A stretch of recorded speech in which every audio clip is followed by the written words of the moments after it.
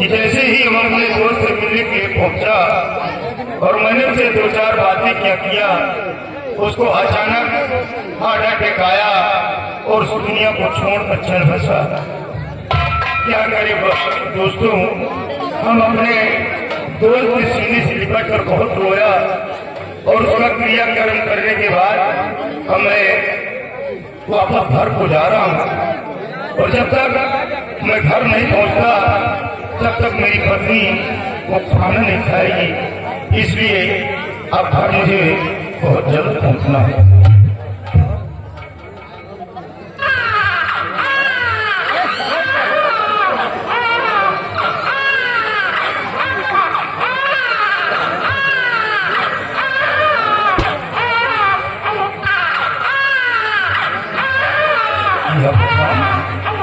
बच्चे की रोने की आवाज यहाँ तो कोई दिखाई भी नहीं पड़ रहा, लगता है यहाँ कुछ न कुछ गड़बड़ है।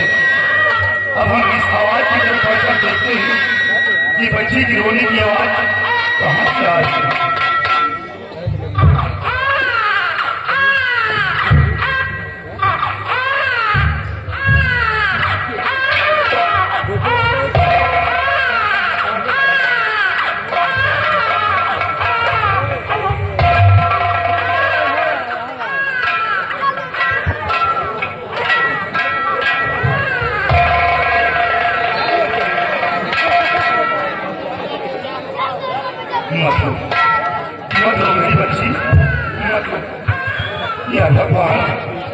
न जाने कौन ऐसे निर्दयी माता पिता है जो इस बिटिया को जन्म देकर इसे मरने के लिए झाड़ियों में फेंक दिया।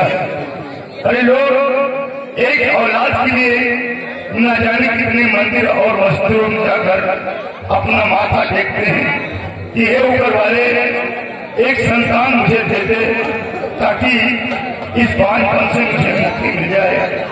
लेकिन जब ईश्वर किसी को औलाद देता है तो मरने के लिए इसे झाड़ियों में फेंक दिया।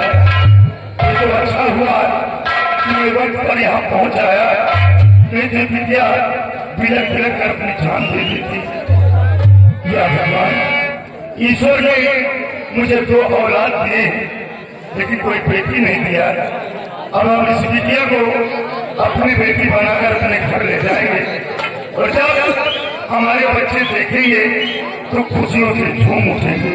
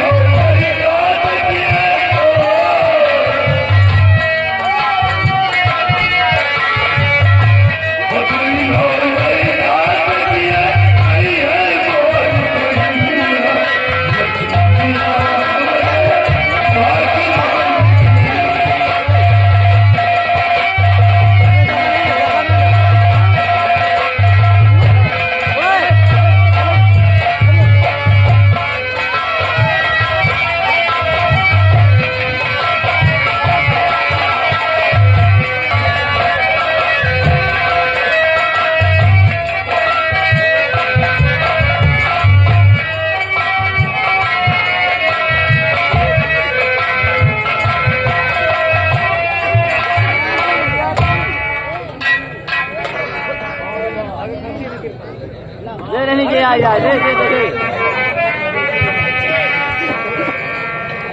किया मेरे स्वामी अपने दोस्त मिले गए, लेकिन कि मैं बहुत जल्द आ जाऊंगा, लेकिन वो अभी तक लौट कर निकले आए न काजले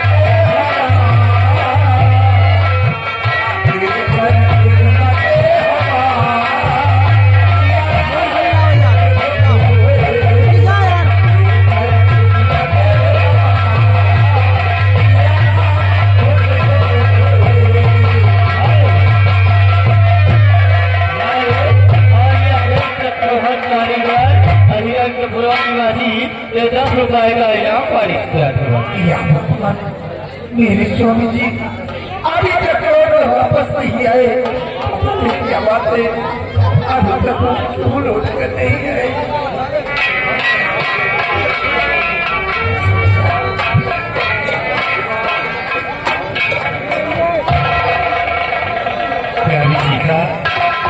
क्या बात है? हाँ, मैं आ गया हूँ, तुम रो रही हो। स्वामी जी आपने तो कहा था कि मैं बहुत जल्द आ जाऊंगा, फिर आपने इतनी देर सीता, अब हम तुमसे क्या बताएं, बड़े दुख की बात है सीता कि जैसे ही हम अपने दोस्त से मिलने के लिए पहुंचा तो मैंने से दो चार बातें क्या किया, उसको अचानक हार्ट अटैक आया और उस दुनिया को छोड़कर चल बसा। स्वामी जी ये तो बड़ी दुख की बात है। हाँ सीता, लेकिन जब मैं अपने दोस्त का क्रियाक्रम करने के बाद घर को लौट रहा था कि जंगल के बीच रास्ते से मैं आ रहा था कि रास्ते में मुझे एक अनोखी चीज मिली है सीता। अनोखी चीज? हाँ स्वामी जी, कौन ऐसी अनोखी चीज है, जरा हमें भी बताइए। सीता, जिस वक्त तुम सुनोगी तो झूम होगी सीता। कौन ऐसी वस्तु है जो मैं खुशी होकर झूम जाऊं? और तुम्हें क्या बताऊं मेरी प्यारी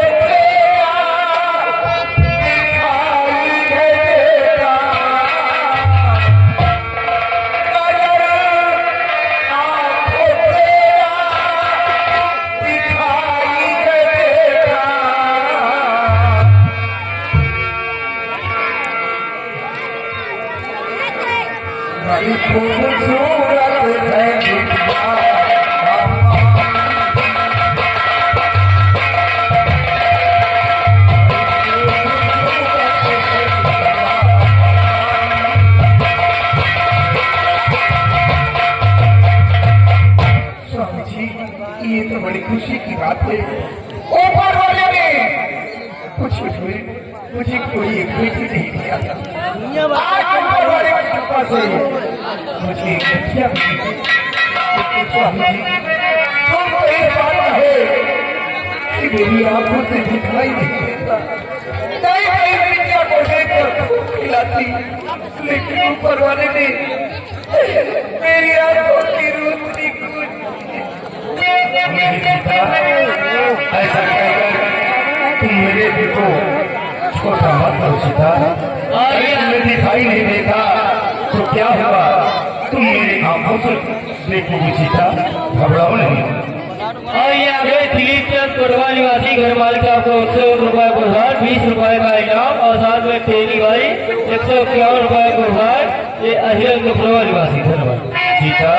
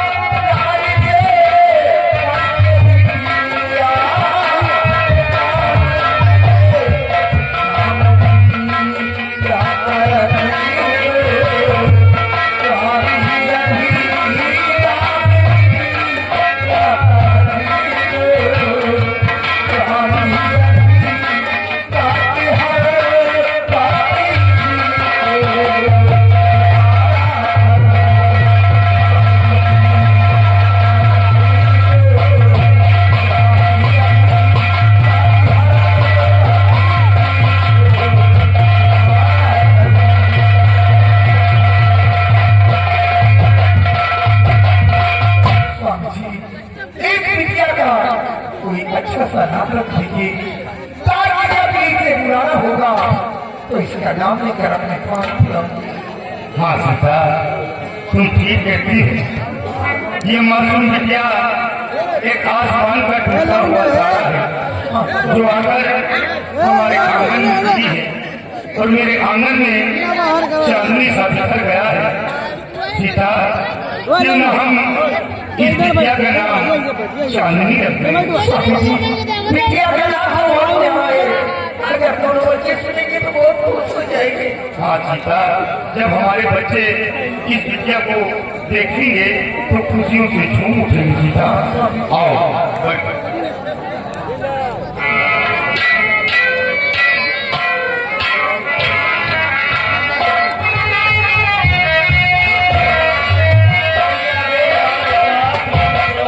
हमारे 100 रुपए के साथ 10 रुपए का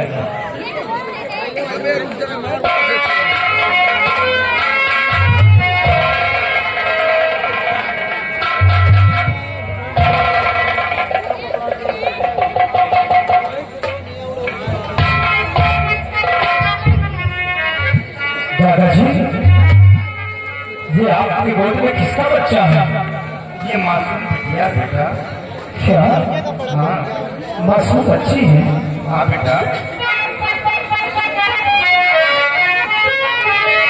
किसकी बच्ची दादाजी गोद में? सच बताओ मुझे, कुछ छिपाओ नहीं। आप भी खुश हैं, दादी माँ खुश है, माँ भी खुश है।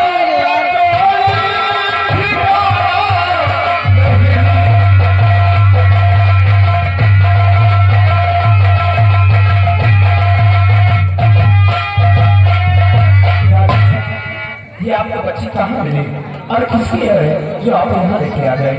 बेटा, जब हम तुम लोगों से पता कर गया कि मैं अपने दोस्त से मिलने के लिए खैर घर जा रहा हूँ, हाँ, लेकिन जब मैं वापस लौट रहा था कि जंगल के बीच रास्ते से घर को आ रहा था कि अचानक इस बिटिया की रोने की आवाज मुझे सुनाई दिया। बेटा, अच्छा, मैं चौंक गया और इधर उधर देखने लगा, लेकिन वहां पर मुझे कोई दिखाई नहीं दिया।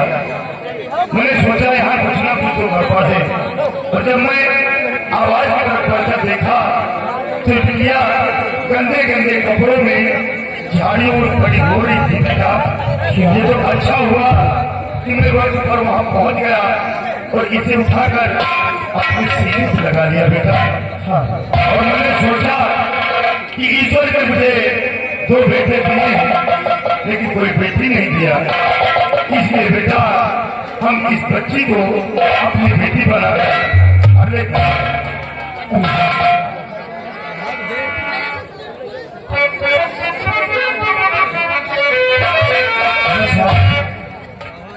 इसके बाद आप कितने निर्दयी हुए, मासूम बच्ची को झाड़ी में फेंक दिया। लोग एक औलाद के लिए मंदिर मस्जिदों में माथा फेंकते हैं, फिर भी उनको कोई औलाद नसीब नहीं होता। ये तो भगवान का लाख लाख शुक्र है कि मेरे पास कोई बहन नहीं थी। उस ऊपर वाले ने मुझे एक प्यारी सी बहन दे दिया। बाबू जी, जब कभी रक्षाबंधन का त्योहार आता था, किसी भाई के कड़ाई में राखी का धागा देखकर मेरे आंखों में आंसू आ जाते थे और यही सोचा करता था, काश अगर मेरे पास भी बहन होती तो मेरी सोनी कलाई राखी के धागा से सजी होती। बाबू जी, इस बच्ची का नाम क्या रखा है? बेटा, हम अपनी बिटिया का नाम चांदनी रखा है। अच्छा, अरे वाह, कितना प्यारा नाम रखा चांदनी। बाबू जी, आज से मेरी बहन है और मैं भी इसे चांदनी कह के बुलाऊंगा। लोग बहू भी आ गए।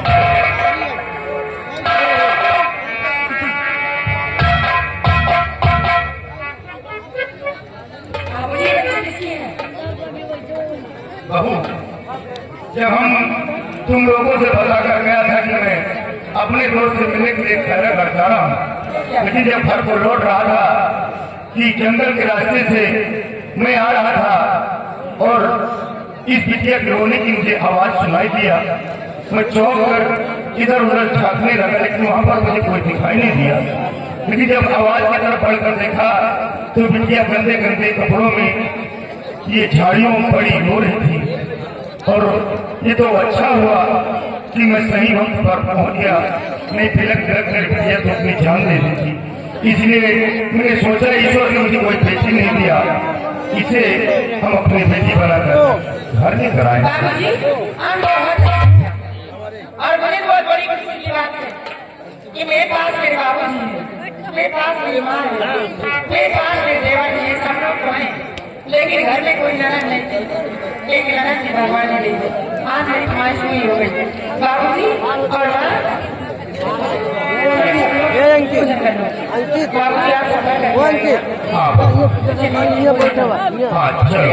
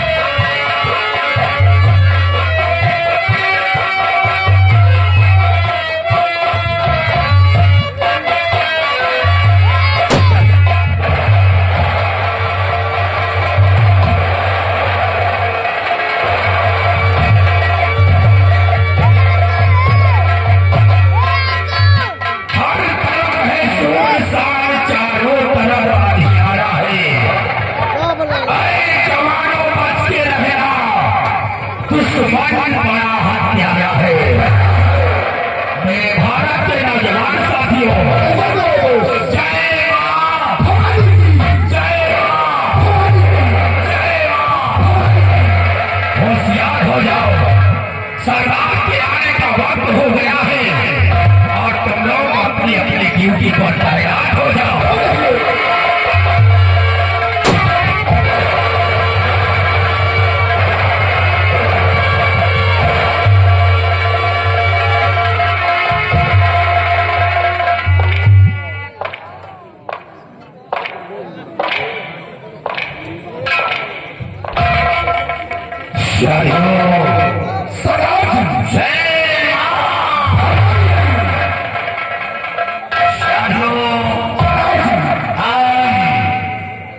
मैं आप लोगों से कुछ बताना चाहता हूँ कि मेरा नाम डाकू खालिद सिंह पड़ा। मेरे पिता का नाम रणधीर सिंह था। हमारे ही गांव का जमींदार लखन सिंह था। उसका काम गरीबों के अंदर दहशत फैलाना, गरीबों का खून चूस कर अपना खजाना भरना, बहन बेटियों की इज्जत से खिलवाड़ करना, ये उसका पेशा था। एक दिन एक गरीब इंसान की बेटी को हवेली में बुलवाया और उसकी इज्जत को लूट लिया। लूटने के बाद हवेली से भगा दिया। वो लड़की शर्म से आत्महत्या कर लिया। ये बात मेरे पिताजी को बुरा लगा। लाखन सिंह के खिलाफ आवाज उठाया, लेकिन वो बहुत बड़ा जमींदार था। उसी लड़की के खून के इल्जाम में मेरे पिताजी को जेल भिजवा दिया। खून का इल्जाम मेरे पिता पर लगाया गया। पिताजी को जेल हो गई और सब लोग जेल से बाहर आए और गांव पहुंचे तो गांव के लोग तरह की बातें करने लगे, खूनी पापी हत्या करने लगे। यह बात मेरे पिताजी को बुरा लगा। लखन सिंह के खिलाफ आवाज उठाया और जब ये बात पिताजी को बुरा लगा तो अपना गांव छोड़ दिया। मेरी मां को साथ दिया और काली पहाड़ी पर एक झोपड़ी बनाकर अपनी जिंदगी बिताने लगी। सौभाग्य के बाद पिताजी का इंतकाल हो गया। पिता के मरने का दम मां को सताने लगा। मेरी मां बीमार पड़ गई और बीमारी हालत में मां ने मुझसे बताया कि बेटा ये तेरा गांव नहीं है। तो मां से सवाल किया कि आखिर मेरा गांव कौन सा है।